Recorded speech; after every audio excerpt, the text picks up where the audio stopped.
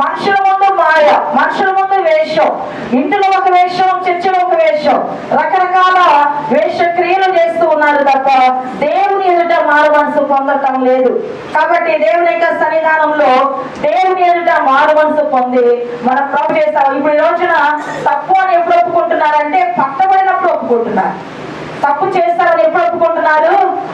పట్టబడినప్పుడు. ఇప్పుడు సిగరెట్ తాగుతూ ఉన్నారు, ఎవరో చూశారు, వెంటనే అయ్యో తప్పు చేస్తానని కింద వేసి నేను చాలా తప్పు చేశాను, ఇక మీద నేను చేయలేను అని మనుషుల ముందు ఒప్పుకుంటూ ఆ మనుషుల ముందు ఆ యొక్క స్థితిని ఒప్పేసుకుంటూ తర్వాత పక్కకు పోయి ఎవరు కనపడకపోతే తాగేస్తూ ఉంటారు.